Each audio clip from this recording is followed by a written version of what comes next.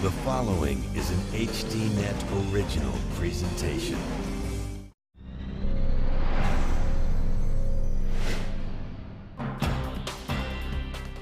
Tonight, Walmart and the women who work there.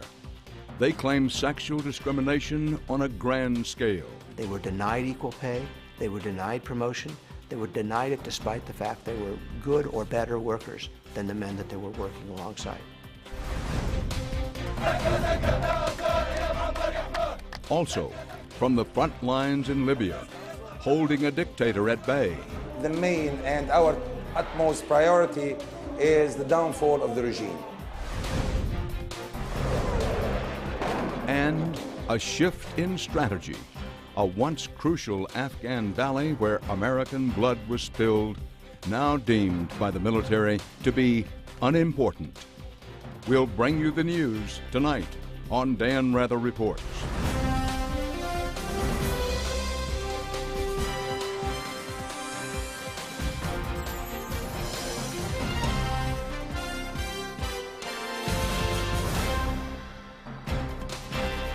Good evening.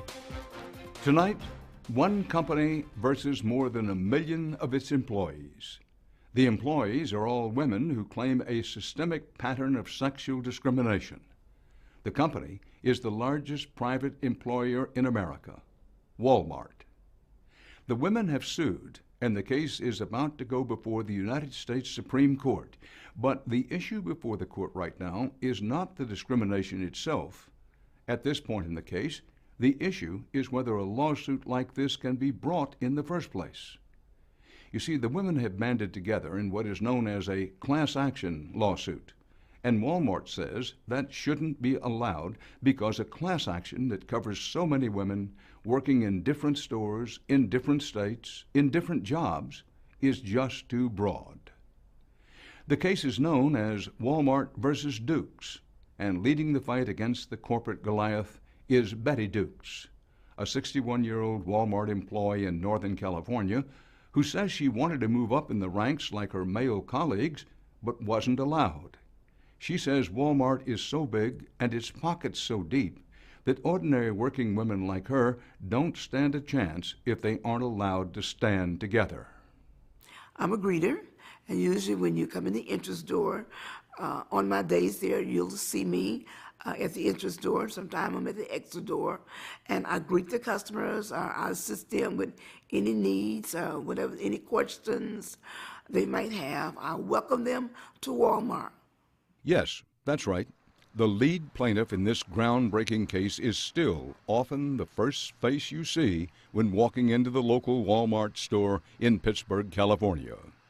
Betty Dukes continues to work at this Walmart, and she says she's always taken great pride in what she does. I enjoyed problem solving. I enjoyed ringing the merchandise. I enjoyed serving the customers and seeing them on their way. Everything about retail in general, I've always enjoyed.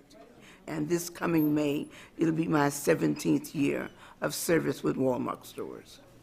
We wanted to ask Walmart's permission to film Betty at her job as a Walmart greeter, but it was Betty Dukes herself who said no, not wanting to stir up unnecessary trouble. From her earliest days with the company, Dukes thought Walmart was a particularly good fit for her. At the time she was hired, she already had 20 years of retail experience under her belt. She also knew Walmart had a reputation for promoting from within and for offering opportunities for advancement to those without college degrees. Dukes, a high school dropout with only a GED, felt she might have a promising future with the company, and she recalls the first few months on the job went well. I had an excellent 90 days review. I was very proud of it, and I received a 25-cent an hour increase, and then about 4 or 5 months later, I received another increase, which was called a merit raise. I received another 25-cent increase.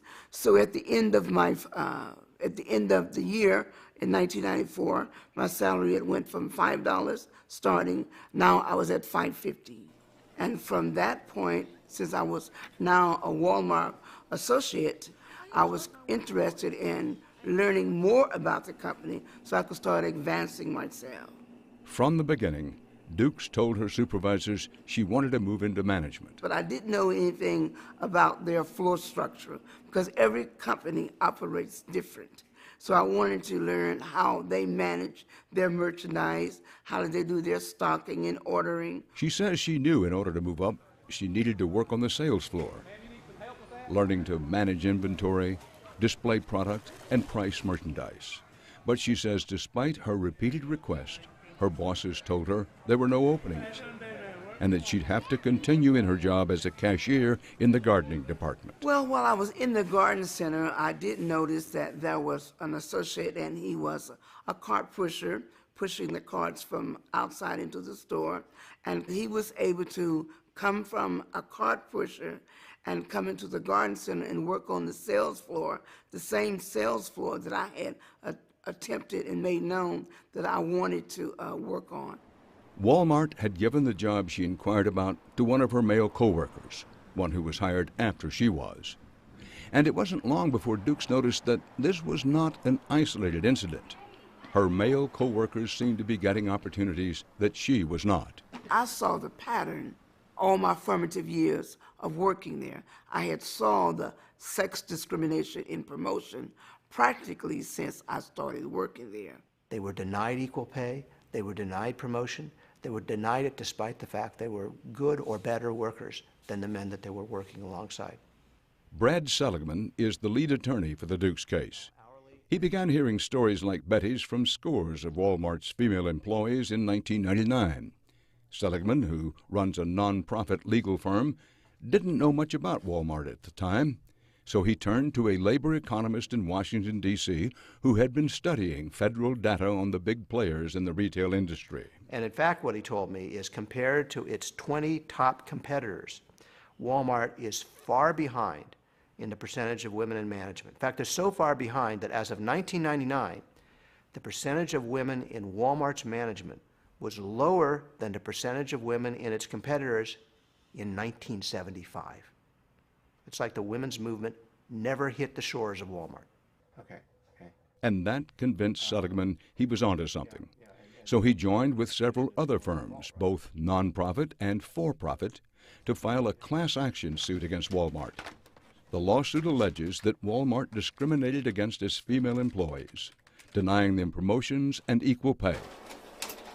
As part of the discovery process, Walmart was forced to hand over its pay and personnel records from thousands of its stores to the plaintiffs. We looked at all that data, and there were two different kinds of things we figured out.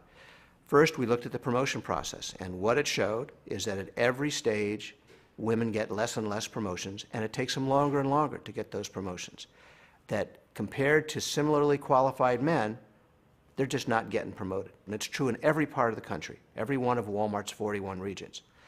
With regard to pay, what we found is that even when you took into account every objective factor you could think about, performance, seniority, store location, job title, employment status, women were still paid 5 to 15% less than men in every major job category at Walmart stores.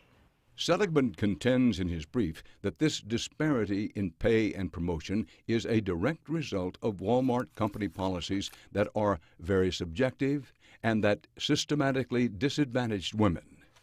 This, he argues, in combination with Walmart's strong corporate culture, one that he says favors men, leads to the discrimination that women like Betty Dukes faced. Occasionally, not often, occasionally they would put a notice up in the hallway in the area where the time clock would be located, and it would say a department manager needed for hardware, and we would sign our name on it of interest.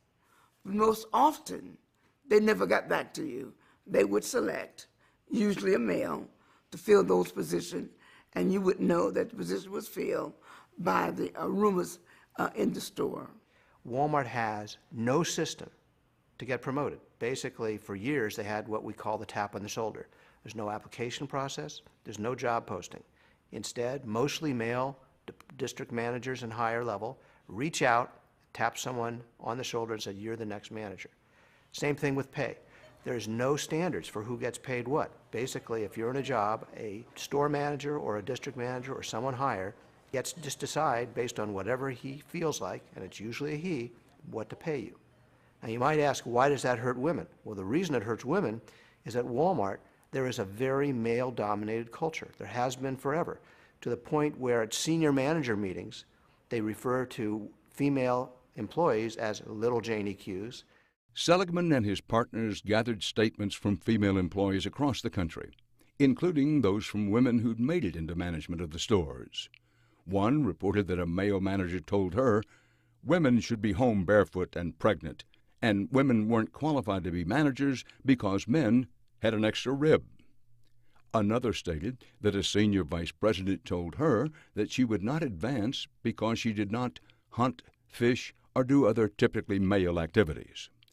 Another was told that her male coworker received a larger raise because he had a family to support. And there is a culture, the same culture that's calling women sweetie and babe. Dawn Hiddle is a former Walmart employee. She experienced what she described as a good old boy culture where women aren't equal to men.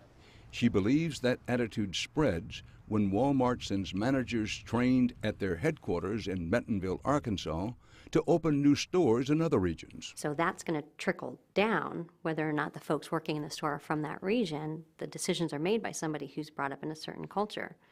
Dawn Hiddle's background couldn't be much more different than Betty Duke's. Hiddle started at a Walmart store fresh out of graduate school with an MBA. For 7 years, Hiddle tried for the job of store manager, a position that could earn her a six-figure salary. She worked 80-hour weeks and moved several times for the company. She says she applied to 10 different Walmart stores. And then I didn't get promoted after 7 years when I'd seen men who, not all of them, but some of them weren't as qualified as me, and being promoted in 2 or 3 year time frame. Hiddle finally gave up and quit. She's now part of Betty Duke's class action suit against the company. So what's Walmart's argument in all of this? We tried for weeks to get an on-camera interview or even a written statement. They said no. So we looked at their court filings over the years. Walmart contends that in more than 90% of the stores, there were no statistically significant pay disparities between men and women. Further, the company's general policies uniformly prohibit discrimination and promote diversity. Walmart does not deny that there may be isolated instances of discrimination, but at worst, bias exists, if at all, at only a few stores. And this brings us to the central issue now in Walmart versus Duke's. How far do plaintiffs in class actions need to go to prove that they should be allowed to band together? Federal rules state that before a case can go to trial as a class action, it must meet a number of requirements. One of them is that the named plaintiffs be typical of the entire class, and that members of that class need to have been subjected to common or similar treatment. Walmart says that in this case, millions of women, supervised by tens of thousands of different managers in thousands of different stores throughout the country, can't possibly meet those requirements. Of course, they have an interest in saying this. If the trial does go forward as a class action, Walmart could end up owing millions of women billions of dollars in back pay and possibly punitive damages. Almost 7 years ago, a federal court ruled the Duke's plaintiffs did qualify and had presented sufficient evidence to proceed to trial. Walmart appealed twice and lost. Now, the Supreme Court has taken up the issue and will make the ultimate decision, a decision that could affect the future of all class action lawsuits. Walmart's goal is very clear. They want to make it impossible for any large class action to be brought, for the very simple reason that a company this large, a large class action is the only thing that's going to change them. I'll give you an example. You can bring 1, 10, 100 individual suits and get $1 million verdict every time. And in fact, that happens often against Walmart. But this company has over $400 billion of revenue every year. That's less than a bug bite on the rear end of an elephant. I didn't think that Walmart would take us to the Supreme Court. The working poor, we are working poor women.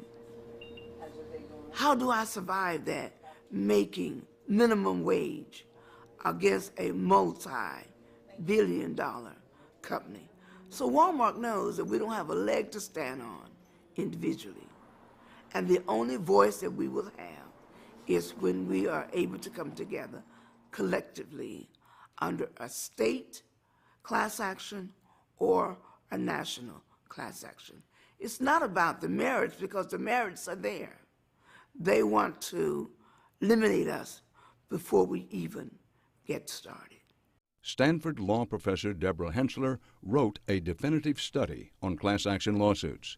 She says big companies complain that class actions are akin to extortion. Now, many corporations say once the court decides, yes, you can proceed in this form, then we have to settle. And therefore, what's being created is a kind of form of legal blackmail. In other words, big corporations claim that the court's approval to proceed as a class action will result in bad publicity, lower stock prices, and potentially large jury awards. All of this, they say, makes settling out of court the only viable option for them. Put another way, going to regular full court proceedings is too big a risk. Running beneath all of the controversy and the opposition on Walmart and all the folks from the business community who have come forward and essentially endorsed Walmart's position have said, this is just too big. You know, there are 1 million people here. You can't have a class on behalf of 1 million people. And for me, at least, that raises the troubling possibility that we're going to create a category of defendants, corporate defendants, who are essentially too big to sue. Hensler says the whole point of class actions is to level the playing field between big organizations and people like Betty Dukes.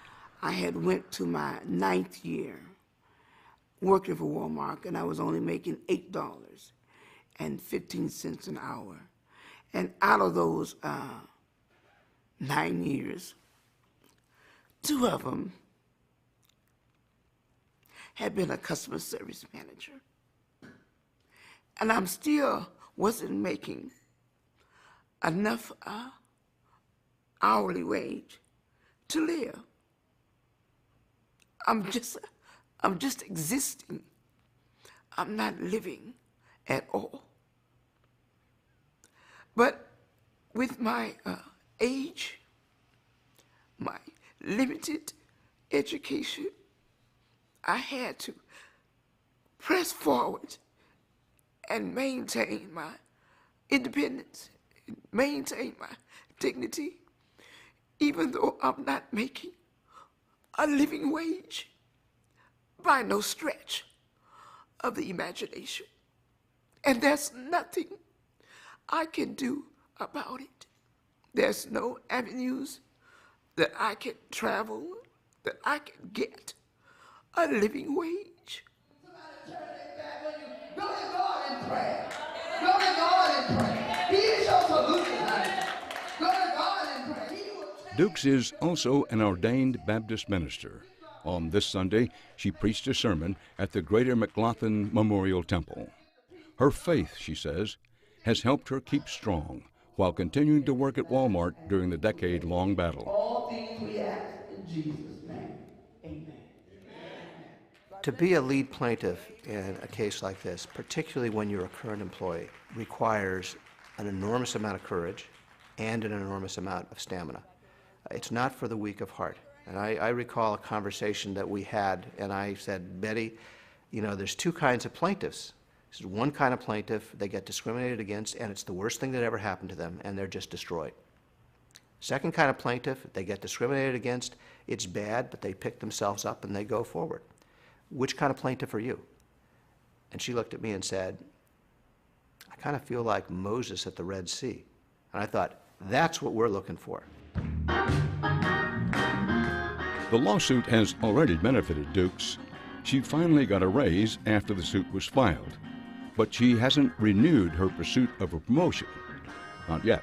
I have not tried to get promoted because I don't want to be patronized and just promoted is to add some wrong perspective to my promotion.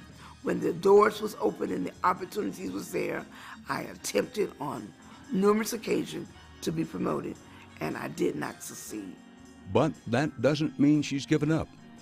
Believe it or not, Betty Dukes says she still hopes to be moved into Walmart's management program. I'm 61 now, so I don't have a lot of years left is to go forward. But as long as I'm with the company, I'm going to still look forward to being promoted into management.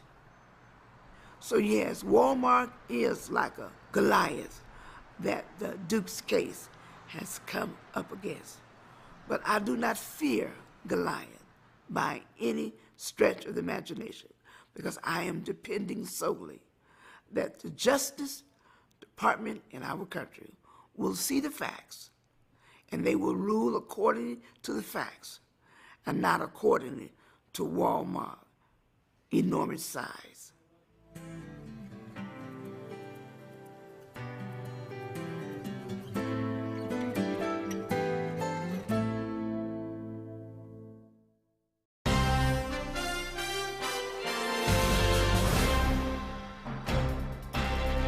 Tonight we've been looking at the case of Walmart versus Dukes.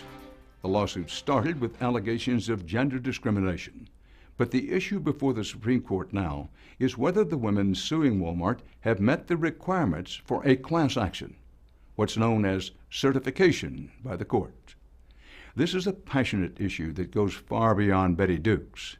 Make no mistake, corporate America is watching very closely. Who has the most compelling argument?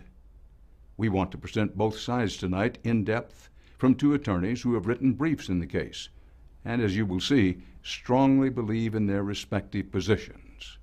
We sat down with Joe Watley, a civil rights lawyer who supports the women suing Walmart, and Jonathan Cohn, a partner in the prominent international law firm Sidley Austin. Well, first of all, thank you both very much for doing this. Thank you for having us. Thank you, Dan. Let's start off. Why is this case important? Why should anybody care about this case who's not directly involved in it? Dan, this is the largest employment class action in the history of the United States. You have up to 3 million different class members, and their claims are all completely different. And if this case can go forward as a class action, then pretty much any large case can go forward as a class action. And this matters because the certification of the class is the single most critical moment in many cases.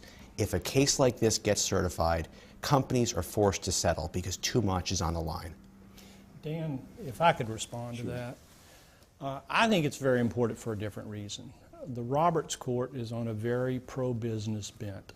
And the question is, are they going to change the employment discrimination laws and how they're enforced in private litigation from a way that it's been? And the fact is that many class cases go forward. I'm shocked that somebody from Sidley Austin would say cases are settled as soon as they're certified. I tried a case against one of Jonathan's partners, a case on behalf of all cattle ranchers of America against Tyson. It was certified. It was tried. We got a $1.3 billion verdict. They still didn't settle. Ultimately, they won. They're great lawyers. They were well represented. They won. So it is not an instance where defendants have to settle after class certification, and frequently they don't. We'll give you a chance to respond to that. Thank you, Dan. I'd love to respond to that. First, I appreciate his props. We are excellent lawyers, and I'm saddened that Joe lost that case. Not as much as me.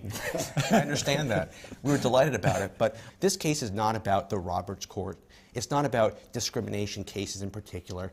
It's about class certification, and in particular, whether a class of 3 million members from all around the country with completely different claims can band together arm in arm and litigate their disparate, different claims in one single case. That's this case. I want to pause for a moment and make sure that I understand and the viewer can understand. In order to bring a class action suit, the first thing you have to do is be certified as a class. That's correct. And how is that done? You file a motion, you present evidence, you present expert witnesses, just as the plaintiffs and the defendants did in this instance. A judge reviews it all, finds facts, says, is there a situation like here where matters are controlled from Arkansas centrally from the corporate headquarters of Walmart? Are the policies that result in the discrimination in promotions and pay against women here, are those policies centrally directed?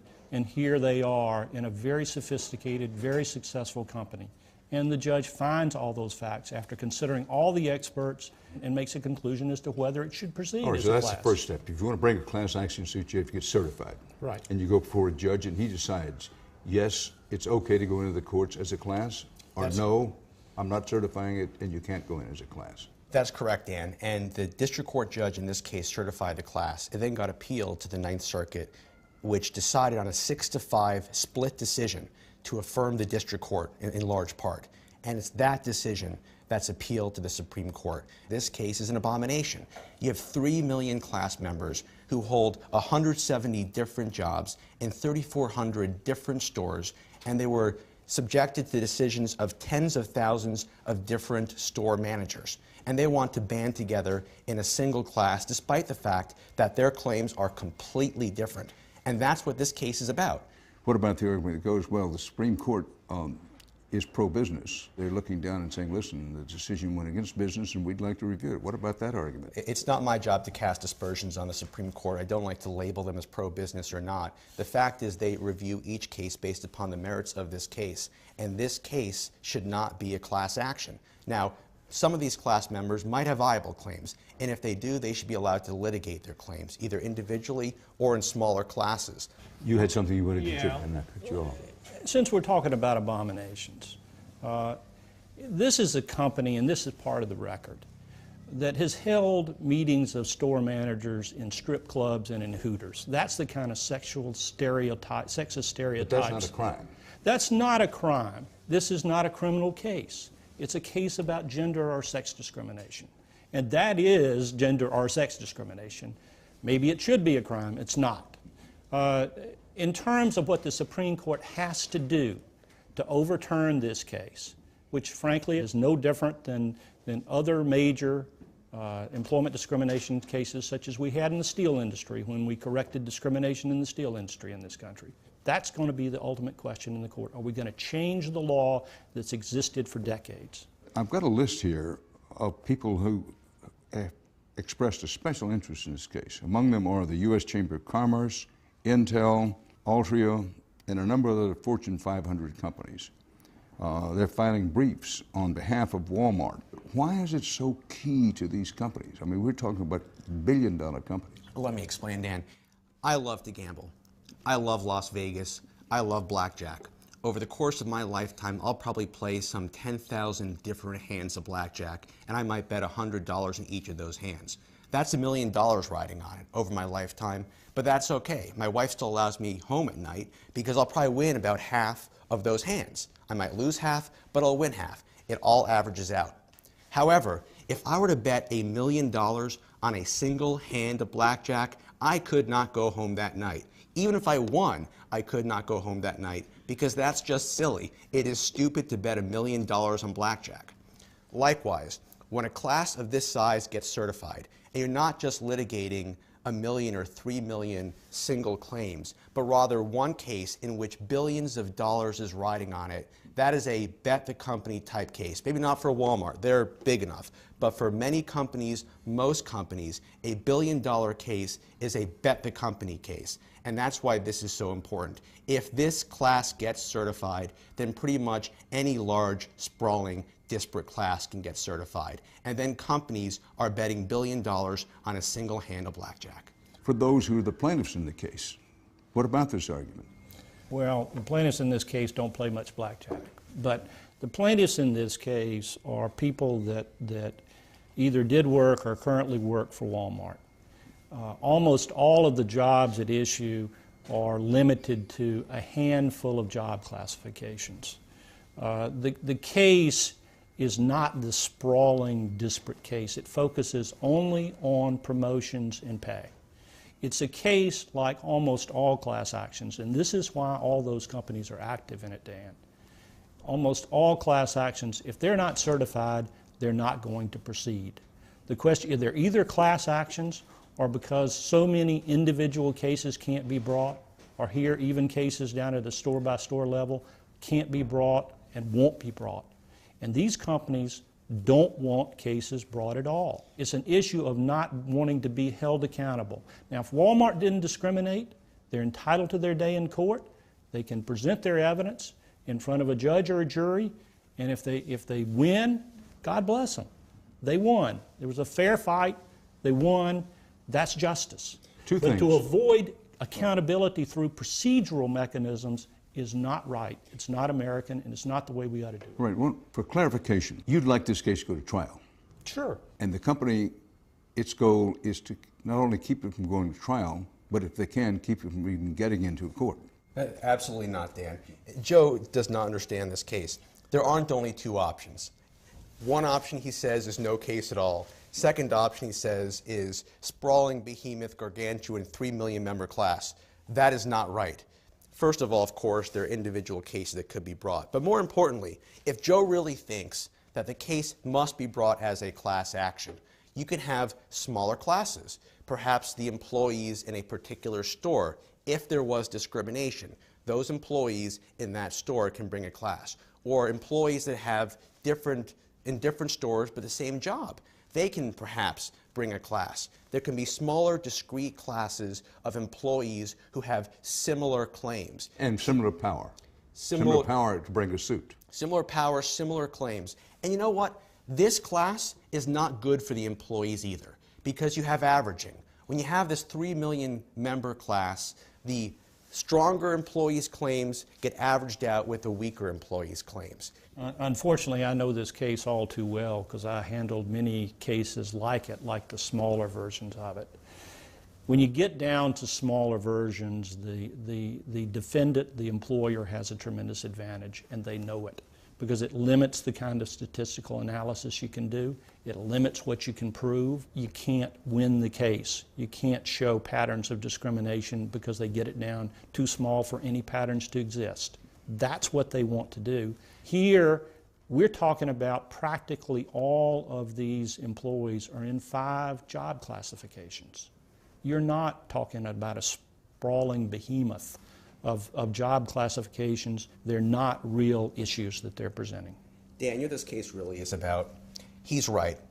If you have a smaller case, it's a different kind of case. It's different because you don't have the gold plaintiff class actions firms litigating that case. The firms that have their own private jets and fly in for the hearings, they're not going to want to take a case that only has 100 employees banding together based upon a single store in Alabama. They're not going to want to take that case. Now, I got to say, when I've litigated against Sidley Austin, they were the ones that were in the much more opulent areas and then staying in much finer areas, having everything catered. I drove to the trial. I don't have a private jet.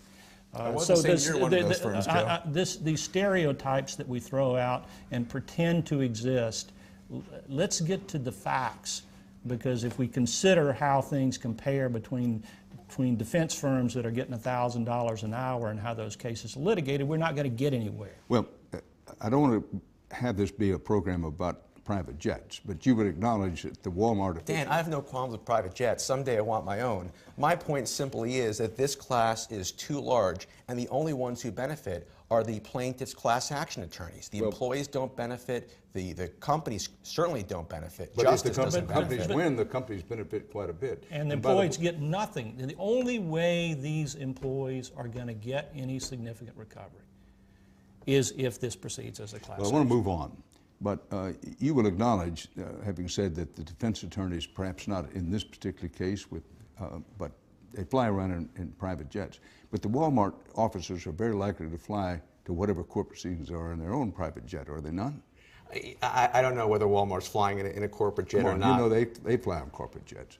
But here's the thing. You spoke of a behemoth. This is a behemoth case, just huge, sprawling case. But Walmart's a behemoth, isn't it? Why shouldn't it be opposed by, if not an equal behemoth, another behemoth, which would be the class action? Dan, the law applies the same to big companies and small companies. And if a class this big and this different can go against Walmart, it can go against a small mom and pop store, it can go against any company. Some experts have said to us that Walmart is basically arguing we're too big to sue. Are they?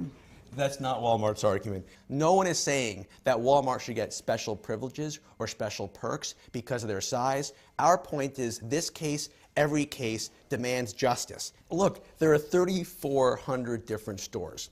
90+% of those stores have no pay differential between men and women, right? So by and large, statistics, and the plaintiff's attorneys in this case want to look at statistics. The statistics show that 90+% of the stores have no pay differential. There might be a problem in the remaining stores. If there is a problem in the remaining stores, then the employees in those stores should band together and bring a claim. If the facts are what he says they are, then Walmart should win. If they can come in and show at over 90% of their stores they don't have any pay discrimination, they should win. They should be happy because they get a chance to show that. You think they should be happy to go to trial? If they believe what they say, if they really believe their own story, they ought to be happy to go to trial and get the facts found. Well, I'm going to leave it there. Thank you very much. Thank you very much, Counsel. I It's been a appreciate it. Thank you, Counsel. Thank you. Thank you for having us.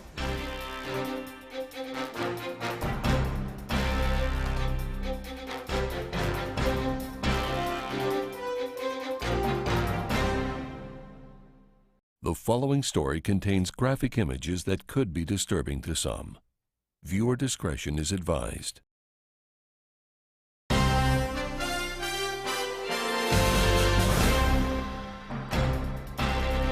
Welcome back. The tide of protest that is sweeping the Arab world has taken a dramatic and violent turn in Libya. We are learning that it is one thing to amass large demonstrations in a contest of will with a dictator like Mubarak, but it is quite another to try to fight a civil war against a ruthless tyrant like Gaddafi. The headlines coming out of Libya are grim. A deadly stalemate with conflicting reports from a brave press corps trying to get to the truth of a fast-changing and dangerous situation. It is starting to seem that this conflict may continue for a long while, and in the meantime, an opposition movement is being forged in this cauldron of chaos. The road to rebel-controlled eastern Libya leads from Egypt, both literally and figuratively. We sent reporters Willem Marks and Inigo Gilmore into Libya to try and explain how this revolt differs from the others that have swept the region. Libya, freedom! They headed into Benghazi, Libya's suddenly famous second-largest city, to meet the men and women who are rising to challenge Gaddafi's rule after more than 40 years of brutal suppression. For centuries, Benghazi has served as an important port for multiple empires. And if the citizens here have their way, it will be the birthplace of a new Libya. The reminders of Gaddafi's Libya are everywhere, and the people here are eager to be rid of them. We came across a bonfire fueled by little pamphlets. These are the notorious green books that outline Gaddafi's ruling philosophy. They were required reading for all Libyans. Wherever you look, there are signs of protest.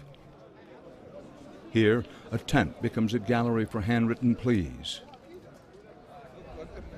And painted murals have sprung up that are far from subtle. In these respects, what is happening in Libya looks quite similar to what has taken place in other Arab countries. But then there are scenes like this.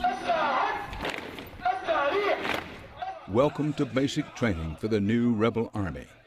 In a Benghazi schoolyard, the volunteer warriors get rudimentary instruction from trained officers who have recently defected from Gaddafi's Libyan army.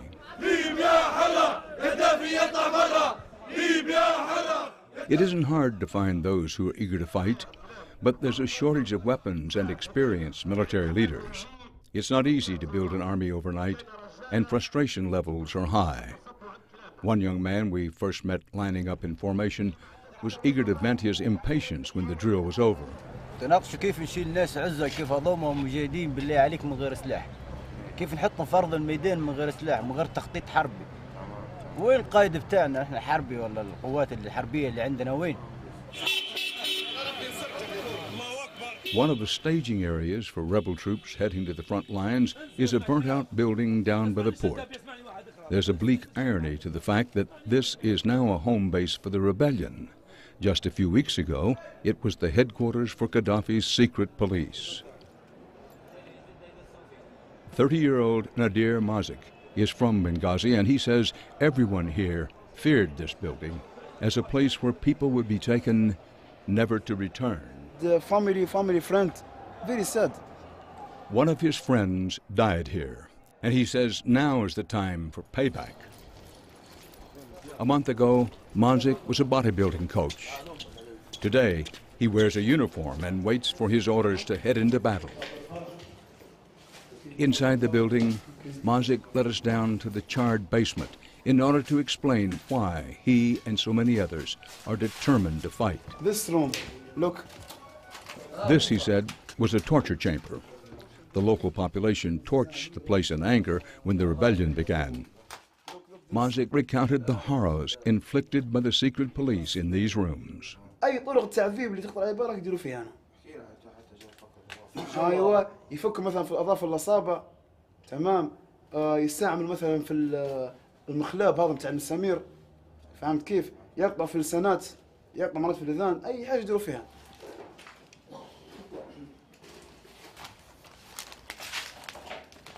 In another room, Mazik flipped through files that had survived the fire. He said they were records of prisoners held here, evidence of an institutionalized terror. Very, very angry. And when I come in here, very angry, and I need kill the Gaddafi now. Because for people. For dead people here.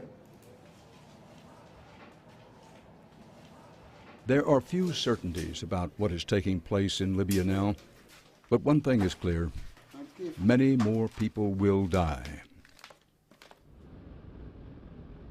Early one morning, we joined Mazik as he headed west to a town that the rebels had held the day before after a fierce fight. I'm going to the Serbia because they're my friend, brothers and friends. And after, go fight to the Gaddafi in the Tripoli. We passed a rebel army checkpoint on the edge of town. On the side of the road, a young fighter scanned the skies with an aged anti-aircraft gun. Traffic flowed normally inside the town, past portraits of Gaddafi that had been torn down from government buildings. Mazik took us to the local hospital, where he greeted a fellow soldier who says he was wounded by shrapnel.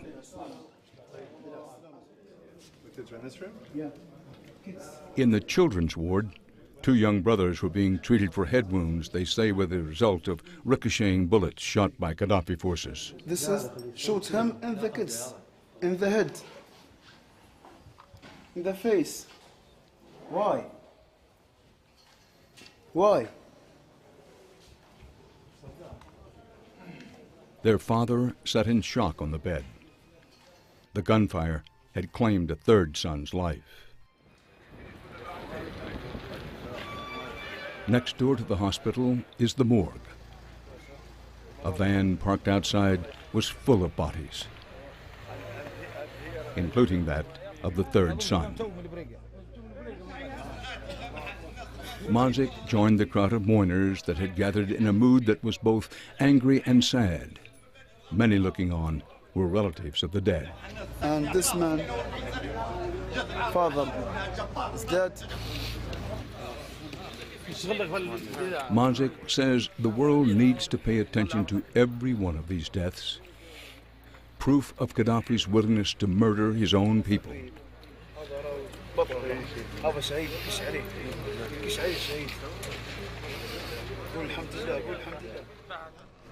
Back in Benghazi, a group of young men paint the old Libyan flag on a building downtown. It has become the emblem for the uprising. The flag is everywhere, and so are the colors: red, black, and green. For weeks now, the people of Benghazi have gathered every afternoon by the water in a show of solidarity not just men, but women and children. Lots of children. The atmosphere is part carnival, part political rally.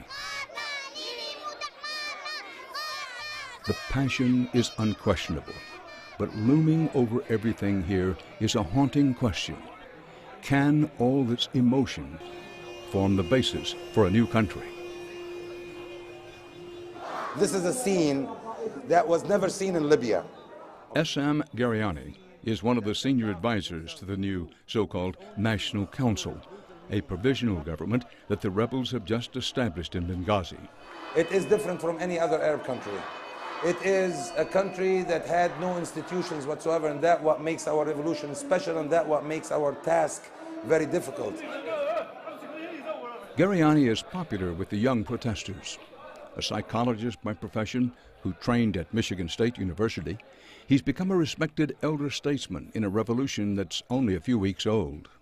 Gariani has joined a small group of intellectuals who are busy drafting a new constitution. But first, they have to win the war, if they can, against Gaddafi. The main and our utmost priority is the downfall of the regime. This is the most important thing for us now in order to put an end to the bloodshed that is taking place in all the towns that he still has some partial control over. So the bloody battles continue, and for now, no one can predict how this all will end. For the Gaddafi regime, for the thousands of rebel soldiers like Nadir Marzik, and for the men and women who hope to lead a new Libya. But in Benghazi, the feeling is that the risks they've taken are worth it. You know what? I am so excited about what's happening in Libya, and I am so happy that I lived those past couple weeks, that even if I die tomorrow, I feel that I have lived the most enjoyable moments in my life in the past 2 weeks. Definitely.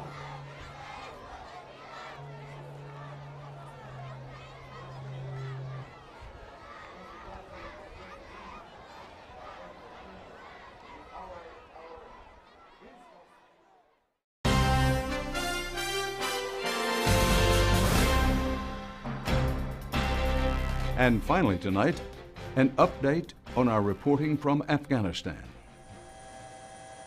In the fall of 2009, we traveled to the Pesh River Valley in eastern Afghanistan near the Pakistan border to check on the war effort in a volatile area of operation.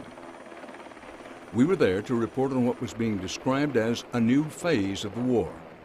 I think part of it, what we're doing is pulling back from a lot of the areas we just weren't seeing the benefit.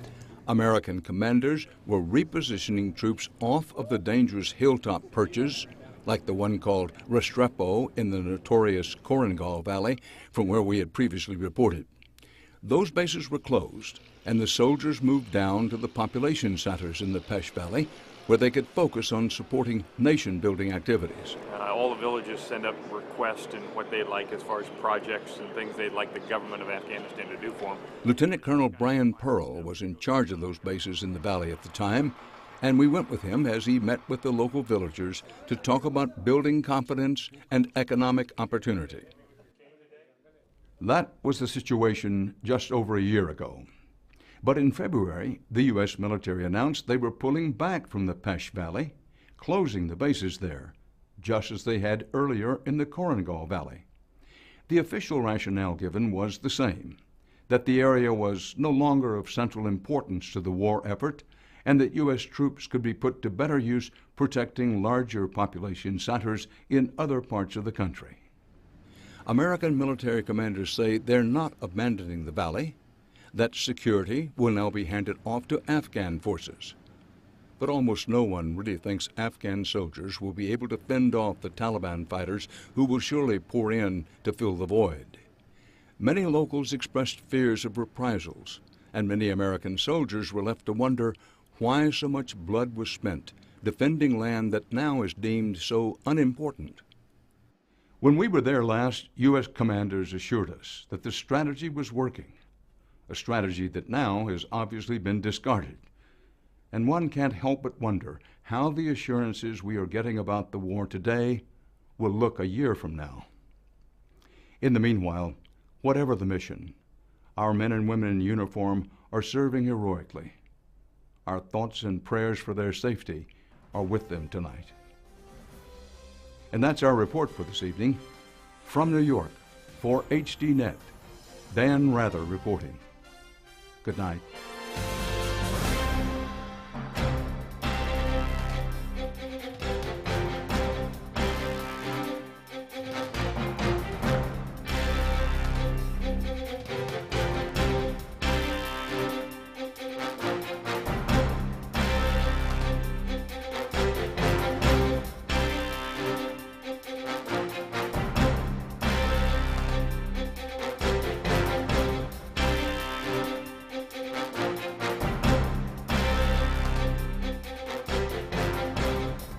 If you would like to add your name to an email list for information on upcoming programs, or if you would just like to send a question or comment, please email us at viewer@hd.net.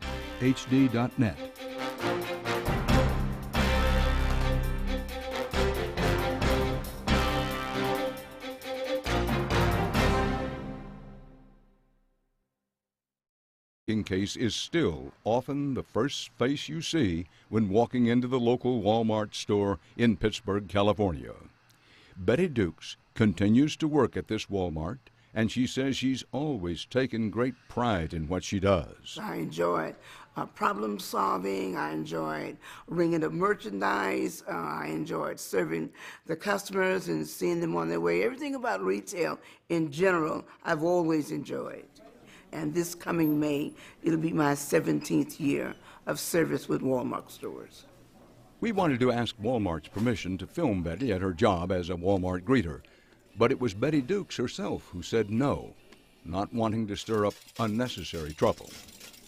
From her earliest days with the company, Dukes thought Walmart was a particularly good fit for her. At the time she was hired, she already had 20 years of retail experience under her belt. She also knew Walmart had a reputation for promoting from within and for offering opportunities for advancement to those without college degrees. Dukes, a high school dropout with only a GED, felt she might have a promising future with the company, and she recalls the first few months on the job went well. I had an excellent 90 days review. I was very proud of it, and I received a 25-cent an hour increase, and then about 4 or 5 months later, I received another increase, which was called a merit raise. I received another 25-cent increase. So at the end of the year in 1994, my salary had went from $5 starting. Now I was at $5.50, and from that point, since I was now a Walmart associate, I was interested in learning more about the company so I could start advancing myself. From the beginning, Dukes told her supervisors she wanted to move into management.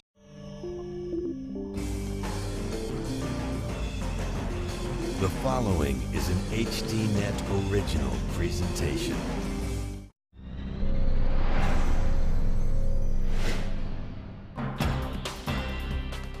Tonight, Walmart and the women who work there. They claim sexual discrimination on a grand scale. They were denied equal pay. They were denied promotion. They were denied it despite the fact they were good or better workers than the men that they were working alongside. Also, from the front lines in Libya, holding a dictator at bay. The main and our utmost priority is the downfall of the regime. And a shift in strategy. A once crucial Afghan valley where American blood was spilled, now deemed by the military to be unimportant. We'll bring you the news tonight on Dan Rather Reports.